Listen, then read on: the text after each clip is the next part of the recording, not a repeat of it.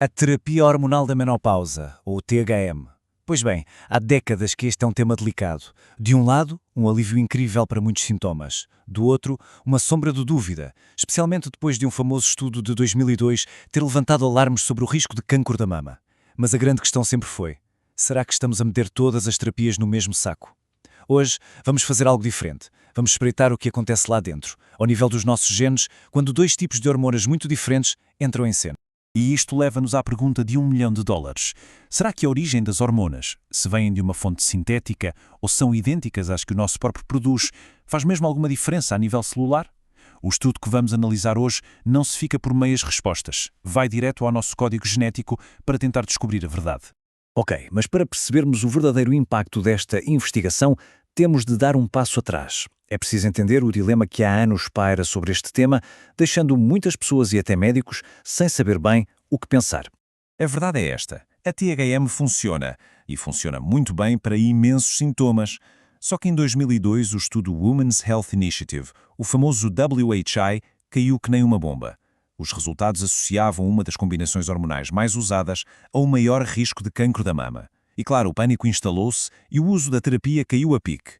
O problema: aquele estudo focou-se num tipo muito específico de hormonas. E a pergunta ficou no ar: e as outras? Serão todas iguais? E é precisamente essa pergunta que nos traz aqui hoje, porque vamos analisar uma investigação que fez o que ninguém tinha feito antes. Uma comparação direta, um frente a frente, mas a nível genético, entre duas formulações hormonais completamente distintas. Então vamos conhecer os nossos lutadores. De um lado do ringue, a combinação CEE/MPA. É a mesma do estudo WHI, com estrogénios de fontes equinas e um progestágeno sintético. Do outro lado é 2/P. Aqui, tanto o estradiol como a progesterona são bioidênticos. O que é que isto quer dizer? Basicamente, que a sua estrutura molecular é uma cópia exata daquela que o corpo humano produz. A questão é: será que as nossas células notam a diferença?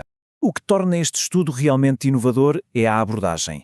Em vez de se basearem em estatísticas de populações enormes, que podem ser influenciadas por 1001 fatores, os cientistas decidiram ir diretos à fonte. Foram olhar para o que se passa no próprio tecido mamário.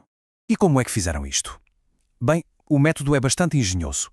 Primeiro, recrutaram um grupo de mulheres saudáveis. Depois fizeram uma biópsia a cada uma para tirar uma espécie de fotografia genética do ponto de partida. A seguir, metade recebeu um tratamento, a outra metade recebeu o outro, durante 2 meses. E no fim, uma segunda biópsia. A genialidade está aqui. Em vez de comparar em grupos, compararam o depois de cada mulher com o seu próprio antes. Assim, as conclusões são muito mais precisas sobre o que cada tratamento fez. E agora chegamos ao momento da verdade. Depois de tudo isto, o que é que a análise genética revelou? O que é que os genes tinham para dizer? Bem, os resultados são, digamos que, bastante claros. A escala da análise foi, uau, massiva. Estamos a falar de mais de 28 mil genes. Mas os investigadores não estavam a disparar para todo o lado. Eles procuravam algo muito específico.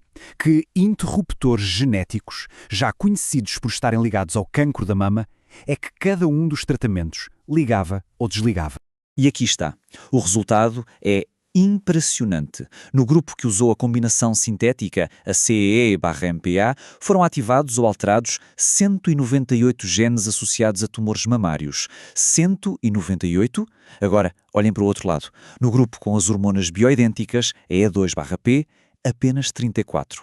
A diferença não é pequena, não é subtil, é um abismo. Vamos só focar-nos neste número por um segundo. 198 são quase 200 interruptores genéticos ligados ao desenvolvimento de tumores que foram acionados pela combinação CEE/MPA. É um número que nos faz parar para pensar, sem dúvida. E agora o contraste brutal.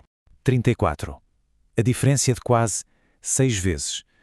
A nível molecular, é como se as células estivessem a ter duas conversas completamente diferentes com cada um destes tratamentos. Uma para ser uma conversa muito mais agitada do que a outra.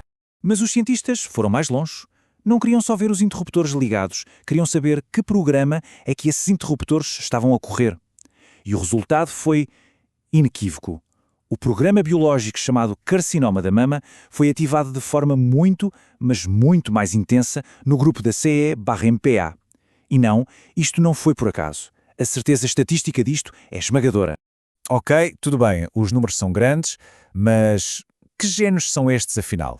Vamos conhecer alguns dos protagonistas genéticos que estão por detrás desta enorme diferença. Esta tabela mostra alguns dos principais responsáveis. Olhem para a coluna da direita.